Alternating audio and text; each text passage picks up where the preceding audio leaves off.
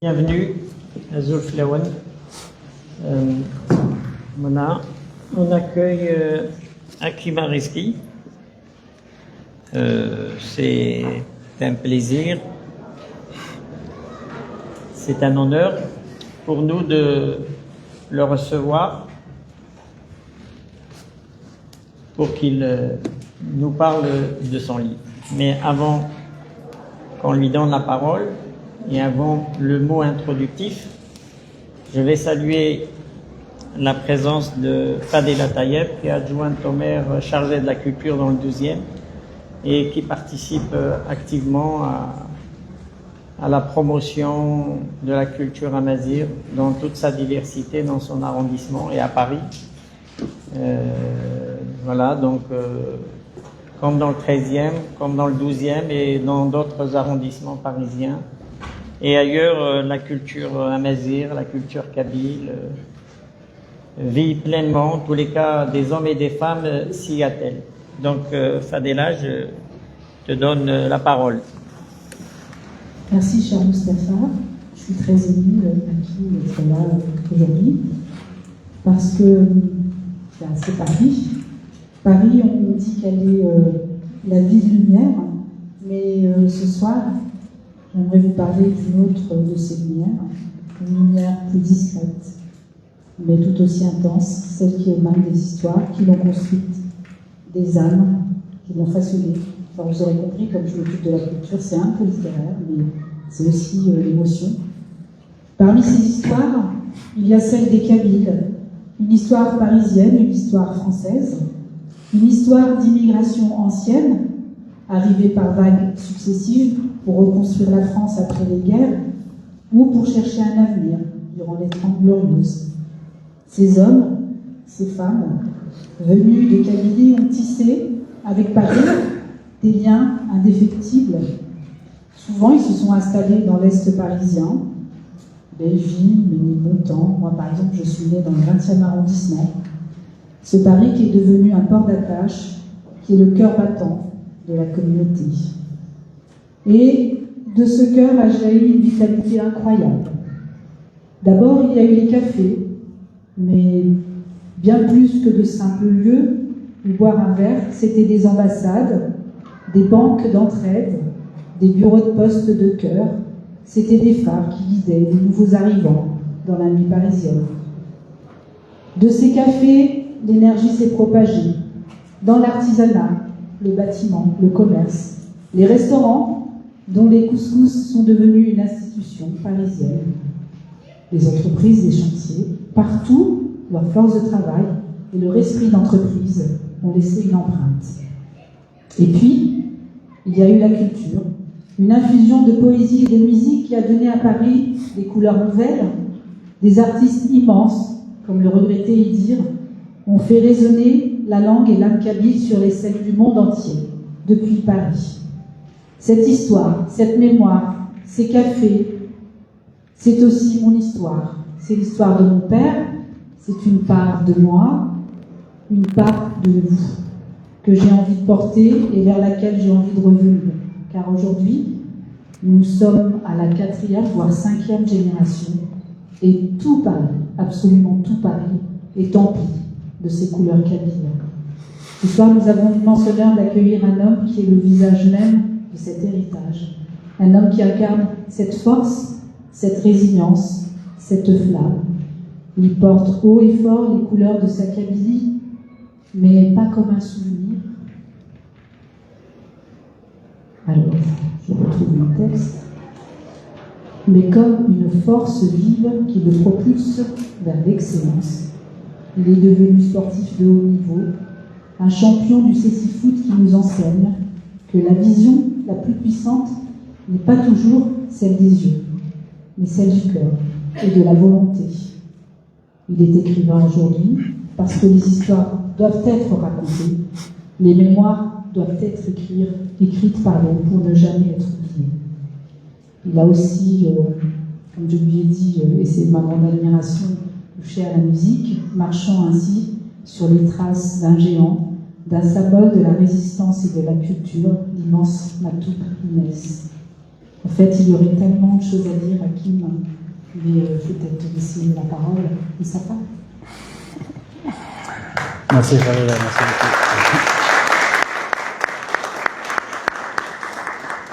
Merci Fadela de rappeler la relation forte entre Paris et les Kabyles.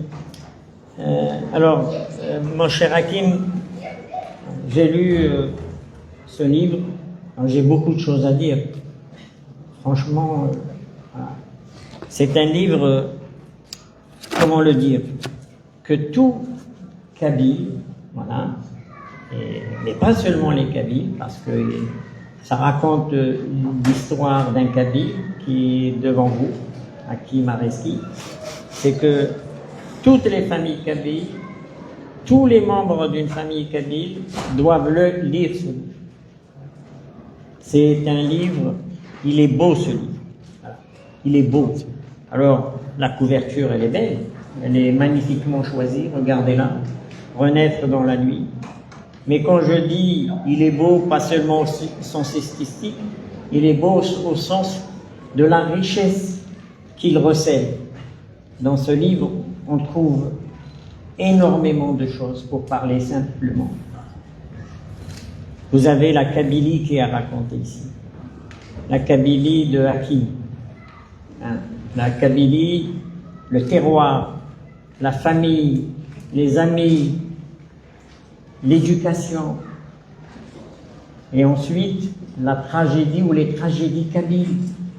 Elles sont dans son livre. Il faut que vous sachiez que sur le Printemps noir, il n'y a aucun ouvrage aujourd'hui sur le Printemps noir. Et le livre de Hakim est un excellent, un très bon témoignage pour comprendre la tragédie du Printemps noir. Et ensuite, c'est tout son travail, ses efforts pour devenir ce qu'il est aujourd'hui. Et ce qui est remarquable dans ce livre, c'est que c'est un livre d'amour.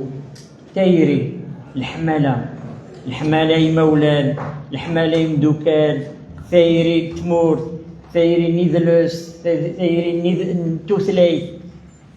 C'est un livre d'amour. C'est un livre écrit avec beaucoup de sensibilité.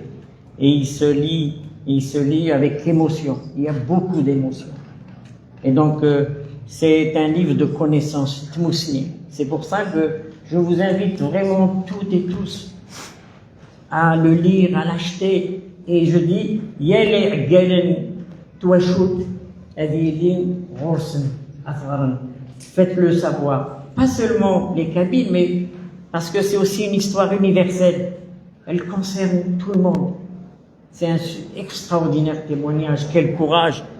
Voilà. Quelle détermination. Et tous ces hommes et ces femmes qui t'ont entouré. C'est extraordinaire de voir les liens que tu as tissés, quelle que soit la situation, quel que soit le contexte, partout. C'est des liens de fraternité, c'est des liens d'amour, c'est des liens d'amitié. Vous vous rendez compte ce que ça représente aujourd'hui dans ces sociétés où il n'y a que de la haine, où on oppose les gens entre eux. Ben, quand on lit ce livre, on se dit, mais ben, c'est cette voie qu'il faut emprunter. C'est à Hakim qu'il faut ressembler. C'est pas écouter les discours de haine, de détestation de l'autre. C'est un livre d'amour et c'est un beau livre. Merci Hakim. Merci, voilà, vraiment, merci beaucoup. Merci encore. Merci. Alors j'ai préparé un écrit, mais vous voyez, j'ai préféré vous dire spontanément les choses. Quand on les dit spontanément, on oublie certaines qui nous paraissent importantes. Voilà, Fadela, avant que je te donne la parole, quand même, il faut que je le dise, je l'ai connue il y a 30 ans. Elle est greffière au barreau de Paris, 30 ans, ça fait peut-être plus. Hein. Voilà, avocat, ben on s'est connus dans les salles d'audience du tribunal de grande instance de Paris. Voilà, vous voyez les liens, le temps qui passe. On s'est reconnus physiquement, on s'est dit tiens, on est du même pays, Ça me dit du quelque même chose. coin. Hakim, tu as le micro. On te laisse Merci. dire ce que tu as envie de nous dire. Merci Mustafa, merci infiniment pour tes mots.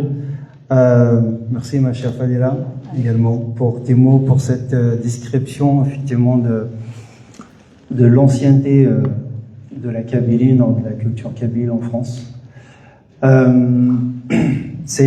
y a tellement de choses que vous avez dites en fait qui me touchent vraiment, que ce soit sur le livre, que ce soit sur ce qu'il y a dedans. Est-ce que ça vous dérange si je parle à moitié kabyle, moitié français ou... Ouais. C'est une chance, pardon? C'est une chance, du coup, c'est la première fois que je le fais. Ok, c'est cool. Zamra. Ah, ok, on traduira s'il y a lieu. Non, mais je peux la faire en français complètement. Non, mais c'est juste que c'est symbolique, du coup, c'est sympa. Vous dire, le livre, en fait, c'est une histoire de vie.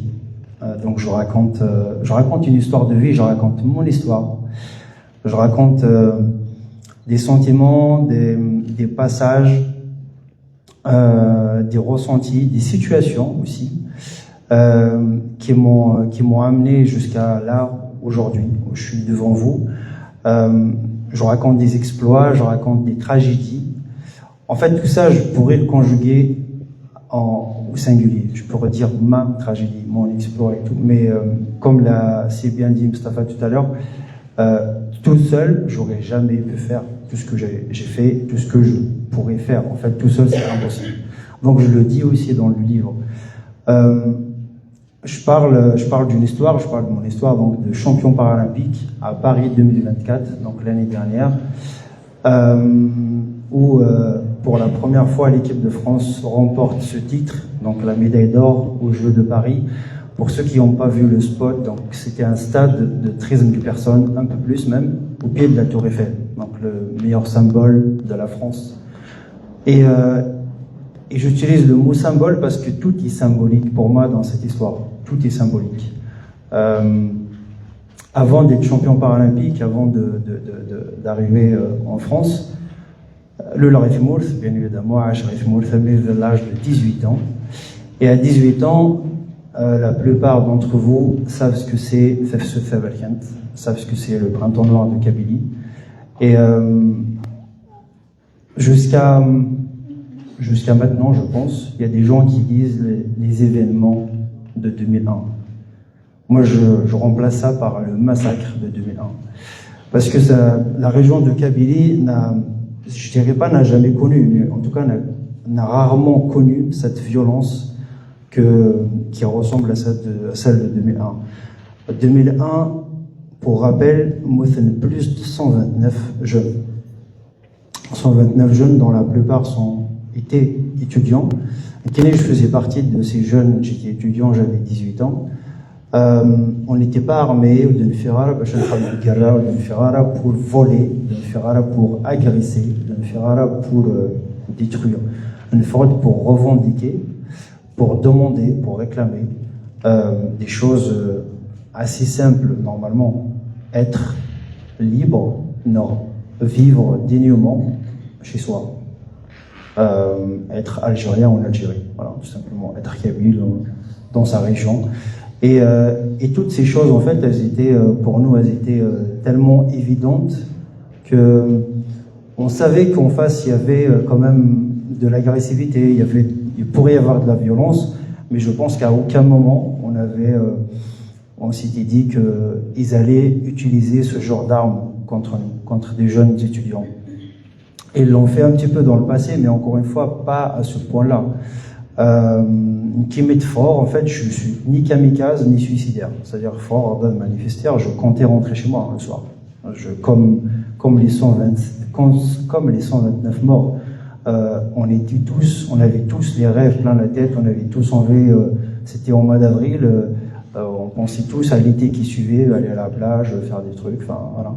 On voulait vivre, tout simplement. Donc on n'était pas suicidaire, on n'était pas là, on n'avait pas envie de mourir. Ça fait une forte pour demander plein de droits, demander notre identité, demander la reconnaissance de notre langue, demander de la justice par rapport à beaucoup d'injustices, justement. réclamer cette justice, réclamer un peu plus de liberté d'expression. Je ne vais pas vous faire toute la liste parce que vous la connaissez, tous les Kabyles la connaissent, tous les Algériens la connaissent et tous les démocrates la connaissent, cette liste. Et on est sorti justement pour ça. Comme je l'ai dit, en face, il y avait de la violence, il y avait de la haine, et donc on nous a tiré dessus. Et j'ai reçu 2 balles. 2 balles, une balle explosive et une balle qui m'a traversé la cheville droite. La balle explosive, elle m'a atteint au niveau du crâne, donc un mec sur plusieurs morceaux. J'en ai encore plusieurs à l'intérieur du crâne à saigner. Donc, s'ils veulent des preuves, il y a des preuves. Et j'ai une balle qui m'a traversé la cheville droite. Donc, elle m'a arraché la malléole interne, elle m'a sectionné le tendon d'Achille. Et en fait, la suite, elle était très très compliquée parce que même les hôpitaux en Algérie, donc à Daraf, les hôpitaux en une seule nuit, à Azogon, Tizi Ouzou et puis Alger. Et dans les 3 hôpitaux, on n'a pas été soigné. Le dernier où je suis resté 5 jours, donc à Mustafa Bacha, je suis resté 5 jours sans soin, avec une balle explosive dans la tête et une balle qui m'a traversé la cheville. Donc j'avais un plâtre au niveau du pied, mais qui était complètement fermé. Donc le meilleur moyen pour choper une infection, finalement. Et du coup, ça a failli se produire, le fait de choper une infection qui allait amener à l'amputation de la jambe droite. Je suis resté 5 jours, c'était un immigré, quoi. Et donc, Asmi Isla, comment ça se passe, il a vu l'état dans lequel j'étais, il a vu surtout que les médecins, ils n'étaient pas du tout dans l'optique de me soigner. Du coup, il s'est battu vraiment comme un beau diable pour me ramener en France, à l'aide de beaucoup de personnes VNR, Yavagui aussi, bien sûr. Donc, il s'est aidé d'Alvagui, je parle vraiment d'évasion, je parle vraiment de Issaouli, d'Alvagui en français. Bord d'Alvagui, j'étais pris en charge. Je vous passe énormément de choses que vous allez bien évidemment retrouver dans le bouquin.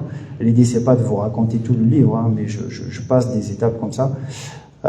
Comme ce vol, le pire voyage de ma vie jusqu'à aujourd'hui, c'est ce vol Alger-Paris, où j'ai voyagé assis, dans l'état dans lequel j'étais à ce moment-là.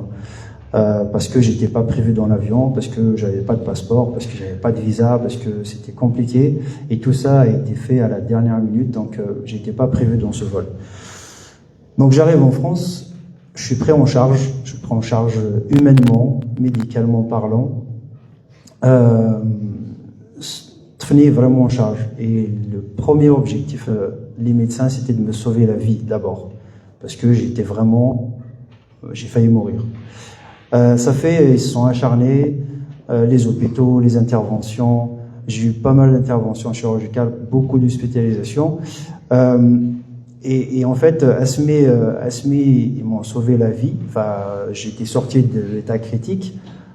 Les yeux, c'était trop tard, parce que la balle explosive, elle a coupé les données optiques, donc perte de vue vraiment instantanée, et puis surtout irrémédiable. Et la balle qui m'a traversé la cheville droite, justement, grosse infection. Ça fait, ils ont essayé de traiter, mais il y avait quand même un gros point d'interrogation sur le fait d'amputer la jambe. Je vous le dis parce qu'à la fin, c'est très très important. Vous allez voir pourquoi. Et donc, j'avais un traitement médical, j'avais un protocole médical, et j'en suis arrivé à prendre 35 cachets par jour. 35 comprimés par jour. Moi qui venais même quand on a mal à la tête, c'est le badata, le qaroui, quand on a mal à la gorge, le qars avec la tisane. On connaissait pas les comprimés, on connaissait pas les médicaments vraiment. Donc je suis arrivé à prendre 35 cachets par jour pour éradiquer un peu toutes les infections qui se sont déclarées, que ce soit au niveau de mon crâne, que ce soit au niveau de ma jambe, un peu partout. Et peu de temps, un peu plus tard, je suis donc sauvé, mais je tombe dans une situation que je ne connaissais pas. Le handicap, j'ai jamais vu de ma vie de voyant, j'ai jamais vu un jeune non-voyant. C'est-à-dire, laisse-moi lire toilir, jamais voilà raquiller l'amzin, là pour me dire, c'est possible d'être harmonieux, c'est possible d'être garant, c'est possible d'être en sport. En fait, c'est possible à dire ça, il n'existe plus pour moi à cette époque-là. Parce que je connaissais pas le handicap. Alors, lire dans un monde, je parlais pas français, on aura là vraiment français, on connaît des mots, la génération, en tout cas, on aura encore, j'étais jusqu'au CM, donc, jusqu'au lycée, je veux dire. Ça fait que on aura là bien, du coup, je parlais pas français, je connaissais personne, à part mon père, à part sinon, il y a à l'hôpital, et se présenter, je les reconnaissais pas, parce que j'ai plus l'habitude, enfin, c'est pas j'ai plus l'habitude, c'est que j'ai pas l'habitude de reconnaître avec l'écoute. J'ai l'habitude de reconnaître visuellement parlant. Mais visuellement, j'ai plus. Ça fait que je suis tombé dans un monde où tout est impossible, où je connais personne, où je reconnais personne. Donc, il y avait plus rien à faire. C'est-à-dire, ma vie, ça allait être rester à la maison. Et c'est tout. Et je vous parle pas des douleurs physiques que j'avais pendant des mois et des mois, la douleur sentimentale aussi qui était là, parce que c'était la première fois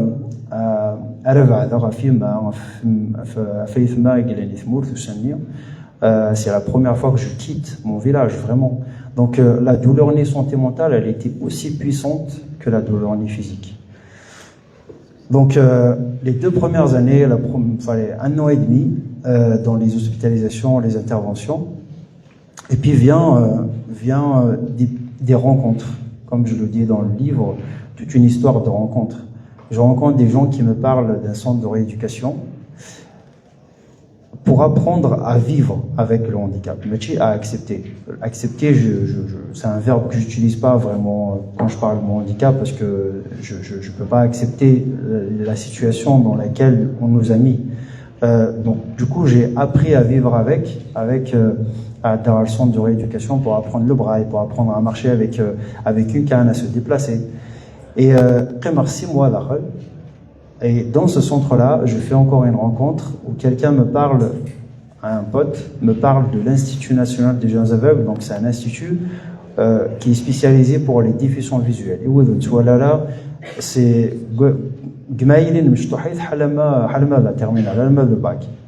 donc en fait je suis à la base pour continuer mes études, mais j'avais pris déjà pas mal de retard par rapport à ce qui m'est arrivé. Ça fait que je me suis orienté, j'ai découvert la musique le centre Nîmes. Je me suis orienté vers la musique, j'ai fait une formation d'accordeur de piano, donc je quitte cet institut 5 ans après et je sors de là diplômé accordeur de piano. Et surtout, je découvre beaucoup de choses. Le braille, comment utiliser une canne pour marcher dans la rue, comment demander des informations, comment capter les informations, comment prendre et analyser les informations dans la rue, dans la vie quotidienne. J'ai appris à comment faire à manger sans forcément mettre le feu à la baraque. J'ai appris à m'habiller, j'ai appris à faire plein de choses tout seul. Le mot autonomie commençait à prendre vraiment son sens. J'ai aussi, pendant les 5 ans où j'étais à l'Institut National des Jeunes Aveugles, j'ai découvert le sissi-foot. Alors le sissi-foot, pour ceux qui ne connaissent pas, c'est l'adaptation du football et donc c'est du 5 contre 5, vous avez 4 joueurs, et puis un gardien qui, lui, voyant, on joue sur un terrain qui fait 40 mètres sur 20, et puis on joue avec un ballon qui fait du bruit. C'est-à-dire c'est un ballon des petites billes, et quand le ballon bouge, ça fait du bruit, on arrive à l'entendre. Le reste, c'est du football. Donc, vous imaginez qu'il n'y a pas à l'Institut National des Jeunes Aveugles, je connaissais rien du handicap, je connaissais pas le sissi-foot. Par contre, j'avais fait du football avant. Et je me le directeur, on n'avait pas d'autre passion vraiment à part le sport. Il n'y avait que ça. Et comme le foot était gratuit, donc c'était que du football. Ça fait l'activité avec le sissi-foot. J'avais un mélange de sentiments. D'un côté, j'étais j'étais content de savoir qu'il y avait une adaptation pour le football. Et tout de suite après, j'allais déchanter, j'allais être complètement déçu, parce que Niras a 18 ans de football. Il me Niras, vas-y, normalement, je vais leur mettre la misère, là, parce que j'ai fait 18 ans de football. Ça fait, plus que Maradona. Voilà. Niras me massacre. Et en fait, ils m'ont massacré justement. Je voulais jouer au football, même si je suis là, mais j'avais les anciens repères, alors que je ne voyais plus. Ça fait que je n'arrivais pas à toucher le ballon il était à des parce que je n'arrivais pas à bien l'entendre. Je l'entendais, mais je n'arrivais pas à savoir où il était exactement. Ça fait que je vous dis ça pour vous dire, je repartais de zéro, quasiment à tous les niveaux. D'où renaître dans la nuit. Renaître parce que 2001 pour moi, la vie, elle a fait un stop, elle a mis un point final. À un moment, je pense, clairement, quelques secondes, et puis elle a redémarré dans la nuit, elle a redémarré dans la douleur, elle a redémarré dans l'inconnu, elle a redémarré dans plein de doutes finalement. Donc je persiste dans les entraînements du CC Foot, même si c'était compliqué au début. Je vous dis, j'ai fini mon diplôme d'accordeur de piano, donc je sors de là, je déménage, j'habite tout seul, alors qu'à l'époque j'habitais un Kevava, alors déménager à Boulogne-Billancourt. Ça fait, je commençais vraiment à prendre ma vie en main sur tous les domaines, avoir une vie à peu près normale, une vie à peu près ordinaire comme tout le monde, et à m'engager davantage dans le CC Foot. Alors, quand l'équipe de France, quand l'occasion d'aller en équipe de France s'est présentée, je le dis à chaque fois, j'ai un petit plus par rapport à mes coéquipiers, c'est que le maillot de l'équipe de France pour moi, c'est pas juste un maillot de sport. C'est le meilleur moyen pour moi pour remercier cette nation qui m'a sauvé la vie en 2001, c'est de porter ce maillot justement, c'est de le défendre sur tous les terrains. Et ce petit plus, je pense, a fait que ça fait 16 ans que je suis en équipe de France et je suis toujours en équipe de France. Et on a gagné des titres, on a perdu des finales, on a échoué, on a pleuré de joie, on a pleuré de tristesse aussi, parce que voilà, on est humain. Et c'est normal quand tu perds une finale aux Jeux paralympiques de Londres face au Brésil, tu écrases quelques larmes de tristesse, mais quand tu gagnes une finale au pied de la Tour Eiffel face à l'Argentine, tu écrases les mêmes larmes, sauf qu'elles ont une autre valeur, une autre saveur. Et donc, la vie continuait en fait d'apprentissage en apprentissage, de rencontre en rencontre, parce que je vous passe toute la partie, et toutes les personnes que j'ai croisées, elles ont su ou elles ont pu m'aider à un moment ou à un autre, d'un mot, un geste, une parole, un conseil, enfin peu importe, mais en tout cas pour moi c'était une aide. Et jusqu'à cette nuit mémorable du 7 septembre 2001, voilà, je repars à 2001, 7 septembre 2024. Donc, je vous passe tout le tournoi, les Jeux paralympiques, je vous passe tout ça. On a fait des matchs, c'était très très compliqué au début, mais le match dont je voulais vous parler, c'est plus celui de la finale, donc France-Argentine. Pourquoi ce match, en fait, il est symbolique? Pour moi, je reviens à ce symbole parce que ma vie, comme la vie de beaucoup de Kabyles ou beaucoup d'Algériens, se résume à beaucoup de résilience, beaucoup de combats, beaucoup de résistance et beaucoup d'espoir. Et l'espoir, en fait, de Khalil Velagui prend vraiment toute sa place. On arrive en finale, donc on fait 0-0 contre l'Argentine, mais on lâche rien parce qu'on est une équipe, parce qu'on est une bande de potes. Avant d'être des joueurs de CC Foot, on est une bande de potes. L'équipe de France qui a gagné la médaille, la plupart, on se connaît depuis 20 ans. Donc c'est d'abord une bande de potes avant d'être des joueurs de CC Foot. Et donc on va au tir au but.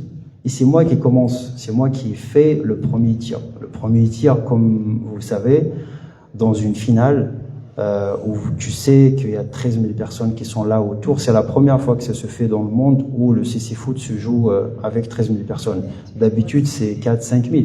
Parce que le public doit respecter le silence, justement. Et donc, en fait, le premier tir, il est chargé de responsabilité à Khatar Math Market.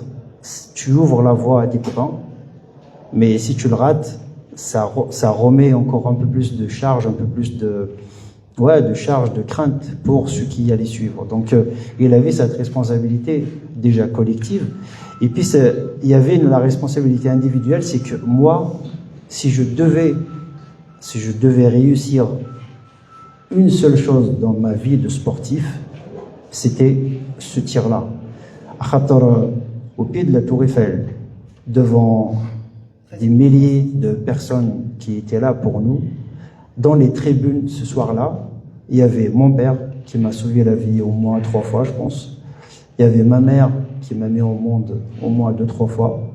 Il y avait ma femme, il y avait mes filles que j'ai toujours bassinées avec le CC Foot. Et donc en fait, et puis il y avait des millions de spectateurs qui étaient devant leur télé.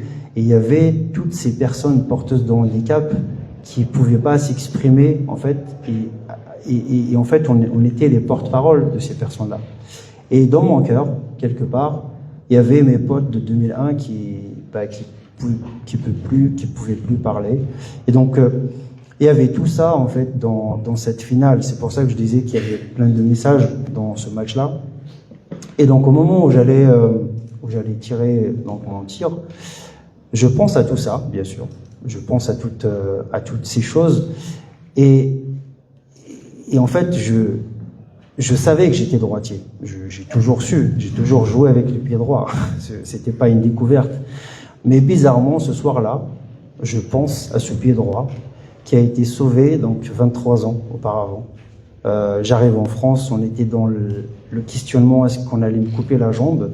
Et en fait, on m'a sauvé la jambe. Et ce soir-là, j'allais tirer ce penalty avec ce pied-là. Et juste, si vous voulez jouer le jeu, ça peut être sympa. Est-ce que pour vous décrire vraiment mon tir au but, vous pouvez fermer les yeux? On ferme les yeux tous. Et comme ça, vous allez vivre vraiment l'expérience comme il faut. C'est parti? Et je vous dis quand vous pouvez ouvrir les yeux. Donc, comme je vous dis, il y a le guide qui se met derrière les cages, donc derrière les cages adverses, pour me donner les poteaux, pour me donner les poteaux, donc le poteau gauche et le poteau droit, des cages pour que je puisse les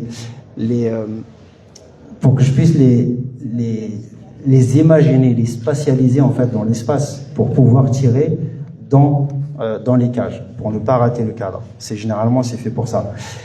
Et pendant ce temps, lui il tape sur le poteau droit, sur le poteau gauche, sur l'axe. Je vous rappelle que le gardien est toujours voyant. Il est voyant. Les cages font 3,66 m et je suis là avec mon ballon, avec toutes mes pensées là, dont je vous ai parlé juste avant. Et pendant qu'il tape sur les poteaux, moi je pense à tout ce que je viens de vous dire. Je pense à mon histoire, je pense à 2001, je pense à la résistance, je pense à Matoub, je pense à mon pote Youssef qui est mort avec 5 balles dans le torse. Je pense à mes parents qui étaient là. Et je pense à cette nation justement qui m'a sauvé la vie. Et je tire avec ce pied droit. Et c'est comme ça qu'on a gagné ça. Vous pouvez ouvrir les yeux si vous voulez.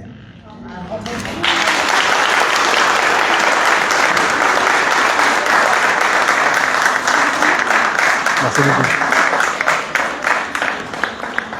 Merci beaucoup. Normalement, je voulais pas parler beaucoup, mais j'ai parlé beaucoup. Je voulais pas parler beaucoup pour vous laisser aussi l'occasion de faire un échange. Voilà. Donc, si vous avez des questions, n'hésitez surtout pas. C'est un beau récit. On va prendre vos questions. Soyez brefs, s'il vous plaît. Allez-y. On va prendre d'abord ce côté-ci. Ciao, on staff. Donc ta médaille que je puisse faire un selfie. Bien sûr, on va le faire. D'abord, je voulais le remercier. Plutôt Bernard qui m'avait fait une médaille. Ouais. Bonsoir. Oui. Bonjour à tous, bonjour Hakim. Ouais, bonjour. Bonjour Hakim, bonjour à tous. Merci, merci, merci pour cette belle leçon de vie. Vous êtes d'une humanité incroyable. Et quelle résilience. C'est gentil. Surtout, quelle belle revanche. C'est un pied de nez à ce qui vous est arrivé. Quelle belle revanche. Merci la France. Merci. Merci beaucoup. Merci. Merci à vous. Merci.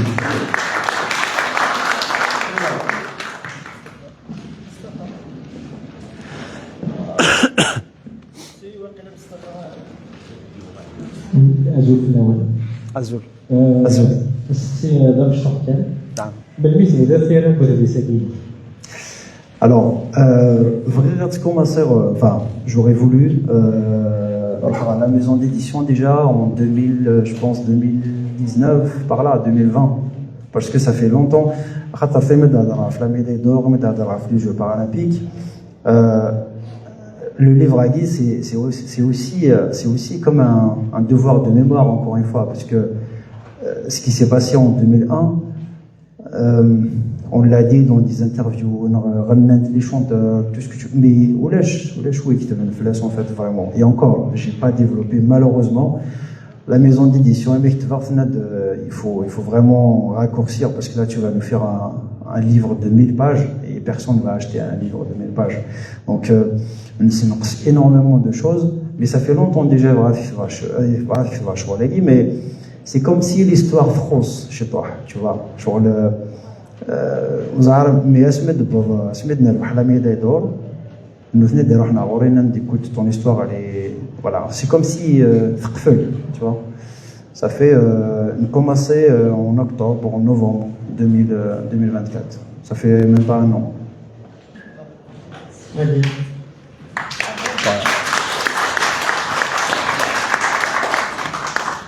Qui est Lounès. نعم. Je suis ému de votre histoire. Ma question elle est simple. Quel est le message que vous envoyez pour tous les handicapés du monde? Vu que ta question elle est simple, elle est très intéressante, je vais te donner une réponse courte aussi. Ne pas hésiter à rêver très très très très grand.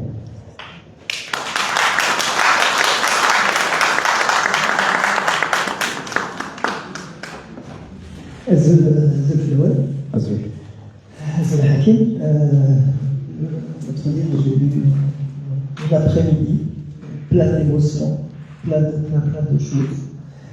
Ce qu'on peut remarquer, c'est que c'est un livre pour moi qui parle effectivement de résilience, qui s'adresse à tout individu, c'est un livre universel. Et ce qui est remarquable, c'est que on est dedans, on rentre dedans. Moi j'ai pleuré, j'ai eu marre. Parce qu'il y a des drames, il y a certaines situations de drame.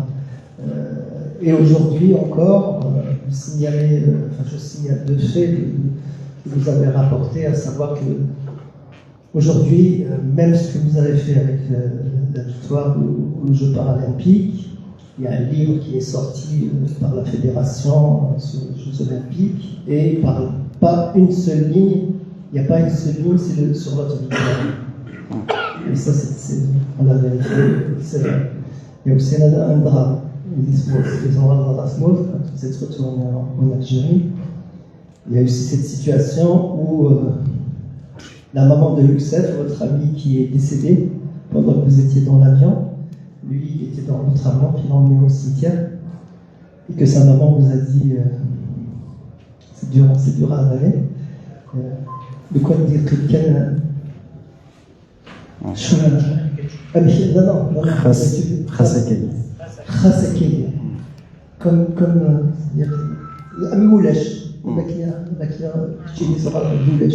C'est quelque chose que vous avez bien compris, et vous avez compris aussi la douleur de la maman qui a perdu son fils. Donc elle aurait préféré qu'il soit vivant, même comme ça. Voilà, c'est le même comme ça qui a été. Ensuite, il y a tout le travail que vous avez fait, qui est immense. Pour l'intégration, vous ne parlez pas français, etc. Et puis ses copains, le foot. Puis après, c'est ce pied droit qui a failli être amputé, qui fait gagner la médaille d'or à l'équipe de France. Mais je pense que c'est un livre que tout humain doit doit lire parce que c'est un exemple de résilience, un exemple d'une vie, d'un homme qui en tout cas, qui m'a apporté beaucoup. Et merci. Voilà. Merci beaucoup. Merci infiniment.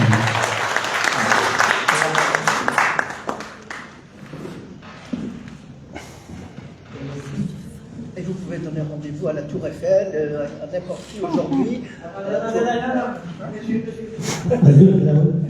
Donc, déjà, je vous remercie énormément pour ce récit et pour ces émissions que vous nous avez fait vivre. Je voulais juste que vous nous disiez un mot pour nous voyants, l'importance de visionner quelque chose, un rêve, un objectif, quand on est dans ce mode de fonctionnement où on sort de ce cadre limitant de la vie et on arrive à se surpasser et à visionner des choses pratiquement des fois irréalisables et que vous avez vécu. Et si vous pouvez nous dire un mot, même quand vous visionnez les photos pour marquer un but, moi je pense que c'est très parlant pour nous, pour les voyants, de visionner quelque chose, visionner des photos pour essayer d'arriver à un objectif qui parfois peut paraître irréalisable. Merci beaucoup. Merci. En fait, visualiser quelque chose, c'est vrai que j'ai déjà vu jusqu'à l'âge de 18 ans. Donc, pour moi, visualiser quelque chose qui existe, c'est facile. Tu vas me dire, je sais pas, il y a une voiture rouge qui vient de passer. Je la vois, je la vois, c'est-à-dire je l'imagine vraiment. Après, peut-être pas dans les détails, tu vois, mais tu vas me dire, je sais pas, un coucher de soleil, je sais pas, une montagne enneigée, voilà, des trucs un peu compliqués parfois à expliquer à quelqu'un qui n'a jamais vu. Quelqu'un qui n'a jamais vu, c'est très compliqué. Par exemple, la notion des couleurs. Tu peux pas décrire le rouge, non, le bleu. Enfin, tu peux le décrire à quelqu'un qui a déjà vu, parce que tu vas partir sur une référence.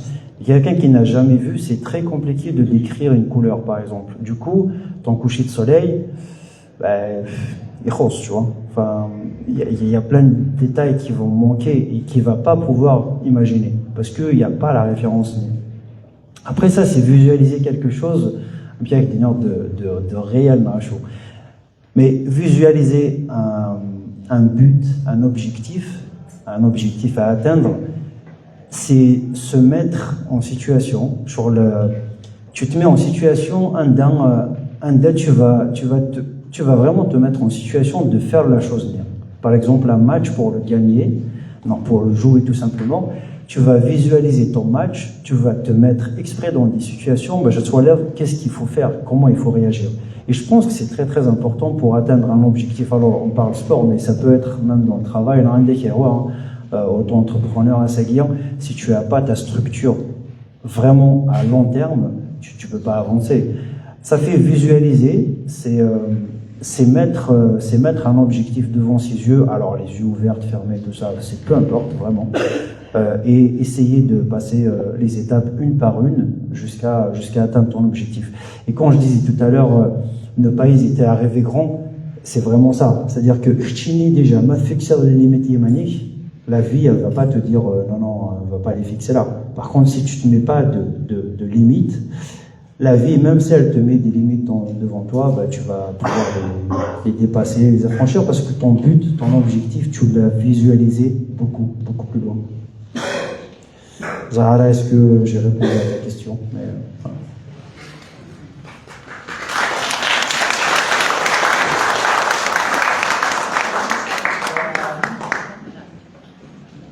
Oui, monsieur. Justement, vous parlez de mathématiques. Ah, pardon. Je suis malvoyant de naissance. J'ai été soigné au 15-20, au Gaïr, où là je suis soigné. Donc, il y a un parcours parallèle. Et arrivé à Paris, j'écoutais souvent Matou, à toi lire. C'est justement la vision d'un poète et d'un artiste, et aussi de la résilience. On est soit où on est mix d'affaires. نقولش عليك سمعت تاتا. On est réfugiés, on pense qu'on est obligé de venir en France pour se soigner. C'est malheureux. Donc parler d'amour, c'est super, mais soyons réalistes. Aujourd'hui, en Algérie ou en Kabylie, peu importe, les gens n'ont pas de lieu pour se soigner. Nous, on est chanceux. Je trouve ça très courageux, très salutaire de votre part, de remercier effectivement la France, qui est notre terre de substitution, le refuge. Nous avons un refuge. Nous avons le devoir d'épauler nos frères kabyles qui sont oppressés, qui sont emprisonnés. Je suis révolté et j'admire votre calme.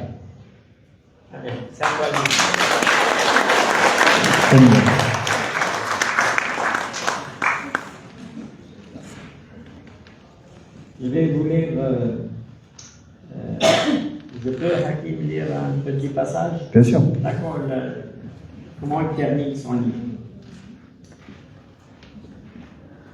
Au moment où j'achève ce livre, je prépare un voyage, un long voyage dont je connais le chemin, traversé 1000 fois, comme un pont pour toutes mes vies et tous mes membres. Le voyage est prévu pour juillet 2025. Pour se rendre à Tamasit, il faut prendre l'avion pour Alger, puis monter dans une voiture et rouler vers l'est, au-delà de Tizi, au nord d'Azaz. Vous connaissez le chemin maintenant. Un jour après mon arrivée, peut-être deux, je me lèverai alors dans le village de mon enfance. Aux premières heures du jour, une voiture m'amènera et descendra vers le cimetière. Avec un de mes cousins, Omar Saïd, j'irai sur la tombe de ma grand-mère. Elle nous a quittés en 2013. Elle avait vu ma médaille d'argent remportée au jeu de Londres, mais n'a pas pu voir l'or. De ma poche, je sortirai la médaille pour la lui présenter. Un peu plus haut, j'irai rendre visite à un vieil ami, enterré de l'autre côté du cimetière, Youssef. Dans un grand calme, puis sans être pesé, je lui présenterai la médaille comme une preuve de notre détermination, de notre volonté et de notre résilience. J'aurai une pensée pour Matoub et pour toutes les étoiles qui nous ont quittés et celles qui nous ont été arrachées. On ne lâche rien. Amaraz Walel, lui dirai-je en pensant au passé et à l'avenir. On continue. Bientôt, je viendrai te voir, mon ami. La mémoire, la mémoire, la mémoire. C'est la mémoire qui fait l'histoire. Si on oublie, on n'a pas d'histoire. Et ce qui est remarquable dans ce livre, dans ce récit autobiographique, c'est un livre de mémoire. On n'oublie pas. Et quand on n'oublie pas, il y a une fidélité, mais aussi on se construit. On sait d'où on vient. Et ce qui est remarquable avec Hakim, c'est que vraiment il sait d'où. Il a un attachement, il décrit sa Kabylie natale, son village, son environnement. Alors, vous avez entendu, son livre, il aurait pu faire 1000 pages, mais il a été raccourci. Mais déjà, les 260 pages, vous ne pouvez pas imaginer le nombre d'anecdotes, de faits. Chacune, elle montre, elle illustre ce qu'est la vie en Kabylie pour un homme, un enfant, un adolescent, un jeune. Et c'est remarquable. Voilà. Et bien entendu, les faits historiques, ben, voilà, c'est notre histoire. C'est pour ça que je dis encore une fois, merci vraiment Hakim. Ton livre est un livre. Merci. Merci.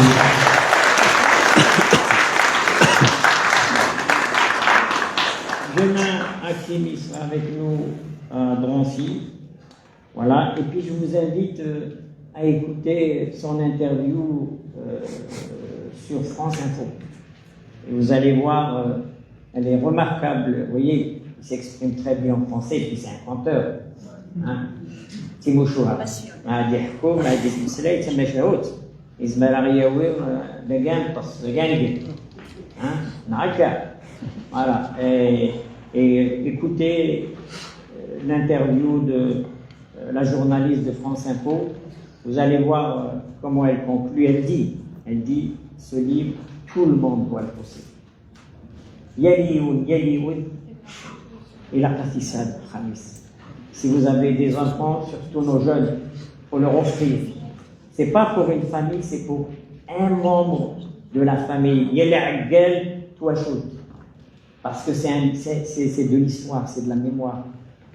Voilà, il ne faut pas qu'on soit dépossédé de notre mémoire. Si on n'a plus de mémoire, on n'est plus rien. On n'existe pas. C'est vraiment essentiel. Et c'est pour ça, encore une fois, je le répète, il n'y a aucun livre sur le printemps noir. Et le printemps noir, c'est pas devant des spécialistes, c'est un traumatisme. Nous, en tant que Kabyles, on n'a vécu que des traumatismes, de la souffrance. Et on transmet ça. Voilà. Et donc, si on n'apprend pas, si on ne sait pas, on ne connaît pas cette histoire, on ne peut pas comprendre notre condition aujourd'hui. On ne peut pas pourquoi nous sommes dans cette situation.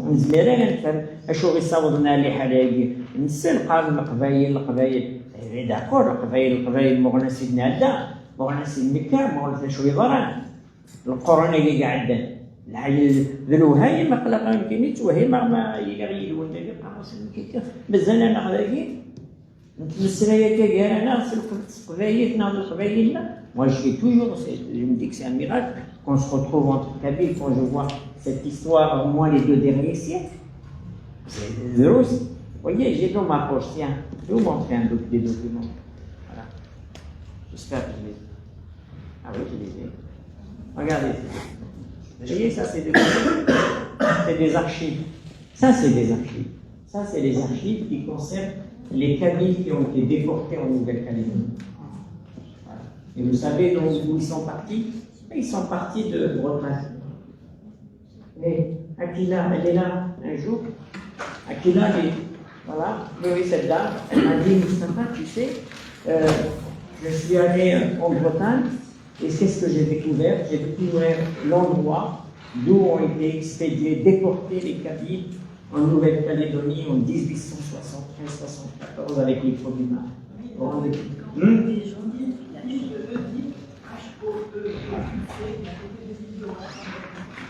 Donc vous voyez, quand vous visitez ce lieu, vous vous dites finalement c'est extraordinaire. Notre histoire, elle n'est pas simple. Elle n'a jamais été simple. Voilà, je vous remercie. Je remercie Hakim. Si tu veux dire un mot de conclusion.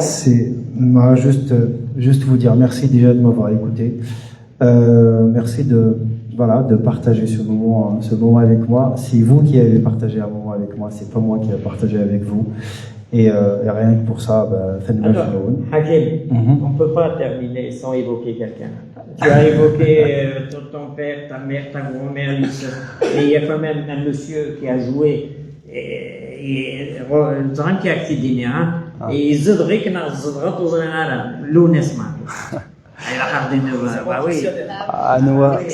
peut pas.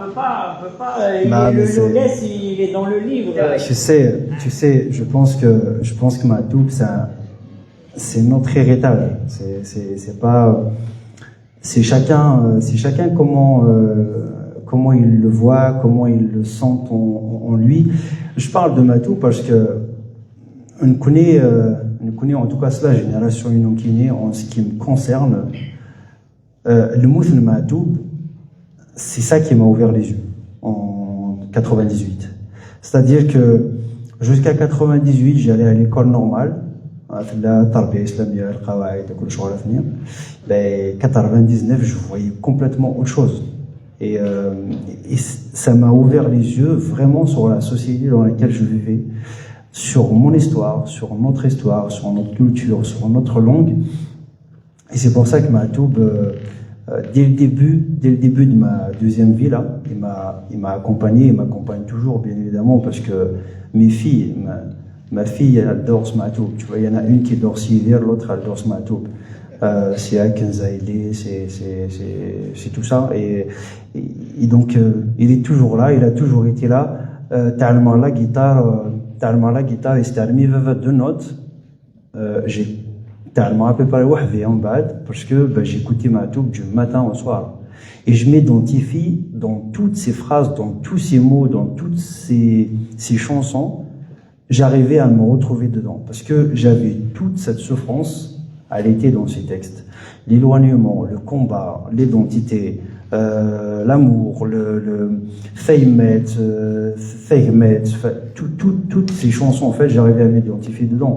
Donc, Matoub, si je parle pas de Matoub dans le livre, si je parle pas de Matoub, qui était finalement en 2001, c'était juste la suite logique de l'assassinat de Matoub Lounès, parce que ils sont complètement cons. Ils ont assassiné un mec, ils ont réveillé des milliers. Donc, voilà.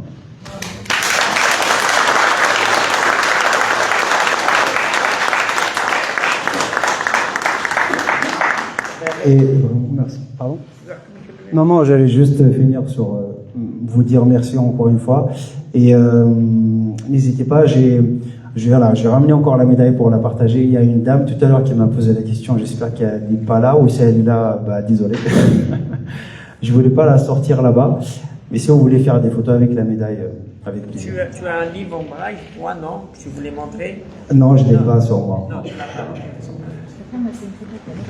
oui. S'il te plaît. Non, tu le scène parce que sinon. Alors tu la mets bien visible, Hakim, pour que. Oui, attends, tu sais quoi? C'est pour mon fils pour tout à l'heure. Tu la mets?